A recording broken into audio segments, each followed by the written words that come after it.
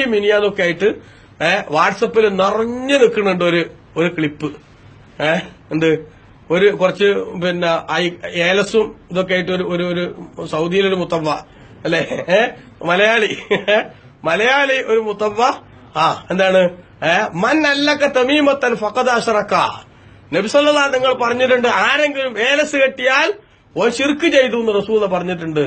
ഇതിപ്പോ ഈ കൊല്ലത്തെ ഹജ്ജ് ഉംറക്കൊക്കെ വന്ന ആൾക്കാരെ അകന്ന് കളക്ട് ചെയ്ത കളക്ഷനാണ് എന്ന് പറഞ്ഞ ഏലസൊക്കെ പാടെ ഒരു പെട്ടിയിലാക്കിയിട്ട് ഒരു കീശയിലാക്കിയിട്ട് കണ്ടോ ഈ ശിർക്ക് ചെയ്യണം മനുഷ്യന്മാര് എന്ന് പറഞ്ഞ മുസ്ലിമീങ്ങൾക്കെതിരെ ശിർക്ക് ആരോപിക്കുന്ന ഗുരുതരമായിട്ടുള്ള അവസ്ഥ നിങ്ങൾ ആലോചിച്ച് നോക്കൂ.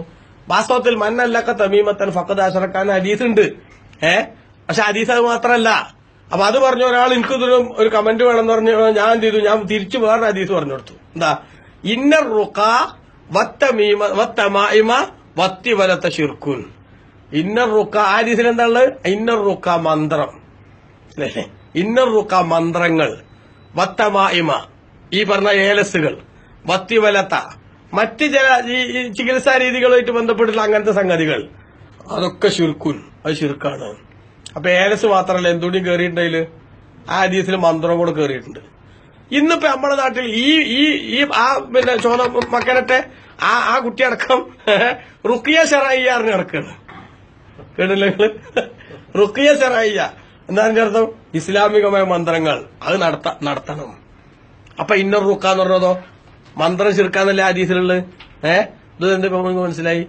മന്നല്ലക തമീമത്തൻ ഏലസ് ആരെങ്കിലും കെട്ടിയാൽ ഓൻ ശിർക്ക് ചെയ്തു എന്ന് പറഞ്ഞത് എന്ത് ഏലസാന്ന് ആലോചിച്ചിട്ട് വേണം പറയാൻ. കാടടച്ച് വെടിവെക്കാൻ പറ്റൂല.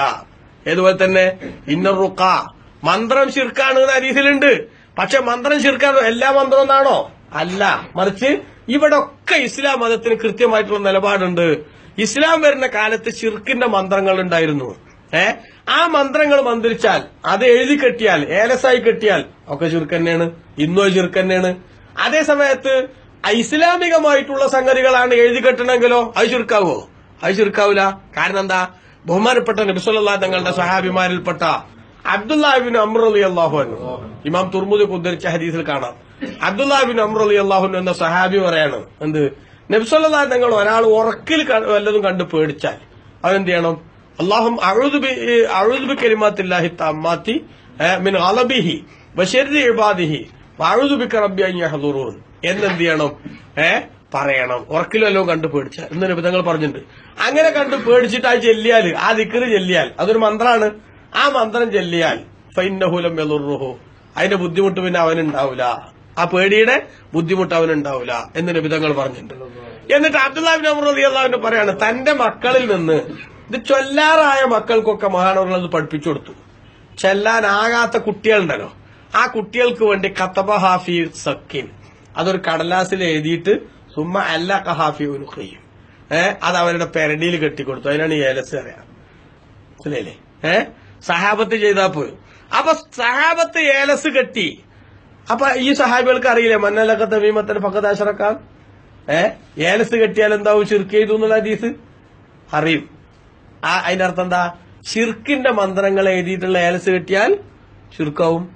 ഷിർക്കിന്റെ മന്ത്രങ്ങൾ മന്ത്രിച്ചാലും എന്താവും? ഷിർക്കാവും. ആ സമയത്ത് ഖുർആൻ മന്ത്രിച്ചാൽ ഷിർക്കാവോ? ഇല്ല.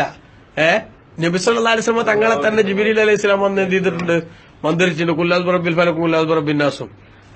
അതേപോലെ തന്നെ ബിസ്മില്ലാഹി അർഖീക മിൻ കുല്ലി ഷൈഇൻ യുദീക.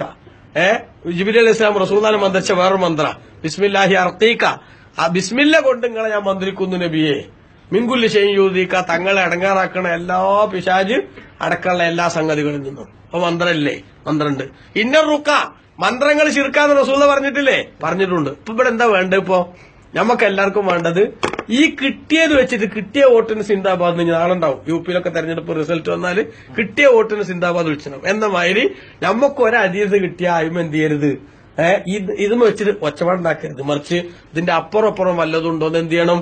പഠിക്കണം. അത് പഠിച്ചാൽ ഈ മന്ത്രാവട്ടെ അല്ലെങ്കിൽ ഏലസാവട്ടെ ഒന്നിനൊരു കുഴപ്പമില്ല. എന്തായിരിക്കണം? ഇസ്ലാമികമായിട്ടുള്ള ഖുർആൻ കൊണ്ടോ മറ്റോ ഉള്ളത് ആയിരിക്കണം എന്ന് മാത്രം. ഇനി നിങ്ങൾ നോക്കൂ, ഉമർ ബിൻ ഖത്താബ് റളിയല്ലാഹു അൻഹു, ഉമർ ബിൻ ഖത്താബ് റളിയല്ലാഹു അൻഹു മിസ്റിലെ രാജാവിന് എന്ത് ചെയ്തു? മിസ്ർ മൂപ്പർക്ക് ഭയങ്കര തലവേദന. ഇമാം റാസി റളിയല്ലാഹു അൻഹു തന്റെ തഫ്സീറിൽ ബിസ്മിയുടെ മഹത്വം പറഞ്ഞുകൊടുത്ത് പറഞ്ഞിട്ടുണ്ട്.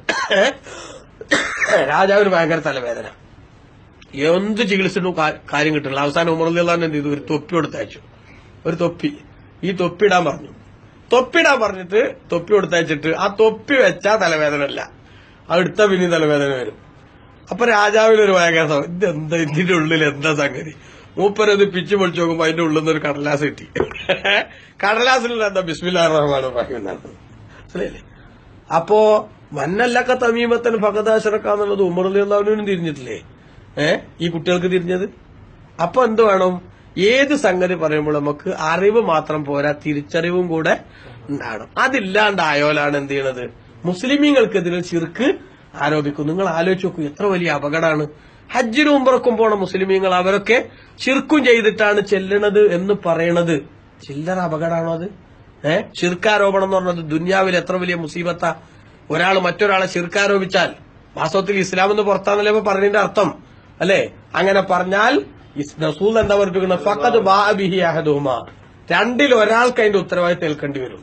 അതായത് ആരോപിക്കപ്പെട്ടവൻ വാസ്തവത്തിൽ മുശ്രിക്ക് അല്ലെങ്കിൽ ആരോപിച്ചവൻ എന്താകും? അത് ഏറ്റെടുത്ത് ഇസ്ലാമിന്ന് ഓനൂടി അറിയാതെ ഓൻ പുറത്താവും. ഓവർ സ്മാർട്ടാണ് ആൾക്കാര്. ഇത്ര ഗൗരവമുള്ള വിഷയമാണ്. പക്ഷെ ആളുകൾ ഇപ്പൊ അങ്ങനെ ചുരുങ്ങിയത് ശിർക്കിനെങ്കിലും പറഞ്ഞാൽ ഒരു വെയിറ്റ് ഉള്ളൂ എന്നുള്ളതാണ് ഇപ്പൊ അല്ലേ? എന്ത് സംഗതി ശരി, ശിർക്ക് ബിദ്അത്ത് ഇതിൽ കുറഞ്ഞ പരിപാടിയില്ല കുറെ ആളുകൾക്ക്.